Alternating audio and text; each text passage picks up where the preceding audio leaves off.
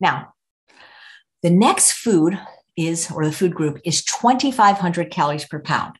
And anytime they ask people what the most food craving they have, what food they crave the most, this always tops the list. And if you guessed chocolate, you would be right. Second to chocolate is pizza. And when you think about it, pizza pretty much hits every addictive food there is. It's got the cheese with all the casomorphines. It's got the flour. It's got the sugar and the tomato sauce. I mean, it often has meat in it. I mean, they couldn't design a more addictive food probably than pizza, but chocolate always tops the list as the most craved food. So a lot of times when I've given this talk in person, I've heard people say things like, Chef AJ, if I ate like you, I don't know if I would live longer. I think it might just seem like it. And so what I like to say to people when I go in the audience, I go, does anybody here have a $100 bill?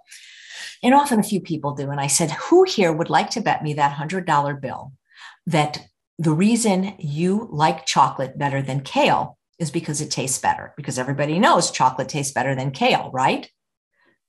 Well, does it? Is that why you like it better? Well, I'm going to tell you, in about 10 years of giving this talk, nobody's ever taken that bet. Now, here's the thing. And this gets really exciting, and this helps explain why it's so hard for people to eat vegetables. Now, remember, we said we develop taste preferences for what we habitually eat, and what you eat today, you crave tomorrow. So if you want to be craving healthy food, you've got to start eating that today. But I want to tell you about a study they did with people that were self-professed chocoholics. Now, this had nothing to do with weight. They brought people into the research lab and they found out beforehand what their favorite candy cake, cookie pie, ice cream of chocolate was, and they unleashed them on this massive buffet. But before they unleashed them, they gave them an injection of a drug called naloxone. When I do this talk in person, I say, does anybody know what naloxone is? And there's always at least one person that raises their hand and I go, oh, a heroin addict. And I'm sure you're not, but that usually gets a chuckle. Well, naloxone is a drug that is administered in an emergency room setting. If somebody would have what could be a fatal heroin overdose, it blocks the blood-brain barrier so that that fatal overdose will not kill the person. Well, when they injected the chocoholics with naloxone, they walked over to the buffet. They looked for their favorite piece because they had filled out a questionnaire as to what their favorite was. They picked it up, they took a bite, and they put it down.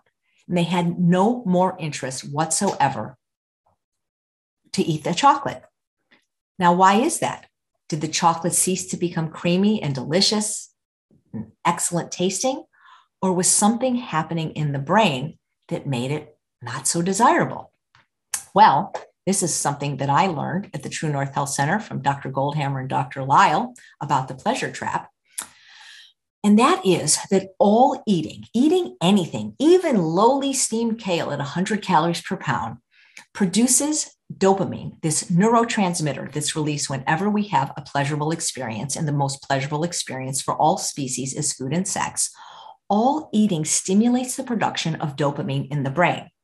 But the more calorically concentrated the calories, the more dopamine is released. And so when you say, I like chocolate better than kale, I like peanut butter better than, bananas, it's because you're getting a greater hit of dopamine. And most people don't get it any other way in life. A lot of people don't do anything to make themselves feel good other than medicating with food. People don't exercise. They don't do things like volunteer work or other things that will make them feel good. They use eating as the only way to medicate and to celebrate. And so what happens is you actually become addicted to this artificial release of dopamine in the brain from these high fat, high calorie stimulating foods like sugar, oil, flour, alcohol, salt, chocolate, even oil, those kind of things. And so what happens is these foods of a lower caloric density, which in the natural setting, if you had never been exposed to these foods, would produce a perfect ample amount of dopamine, they're just not interesting. They don't get you high. And so when you say something tastes better, basically what you're saying is I'm getting a greater hit of dopamine.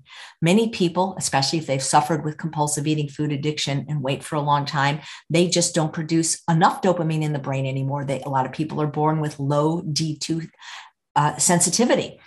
And so when you understand this, or at least when I understood this, it made a lot of sense to me, because it's going to take some time to neuroadapt for you to start receiving the same amount of pleasure from these less stimulating, more calorically dilute foods. And I hope this is starting to make some sense to you.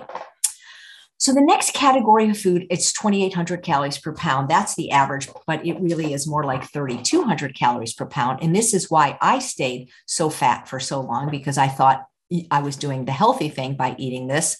And these are nuts. But first, I just want to show you, this is what 500 calories of chocolate looks like. This slide, I apologize, was out of order. That's not even 400 calories per potato. That's one bag of M&Ms with peanuts. And that's 500 calories. So I look at everything as how many potatoes I can have.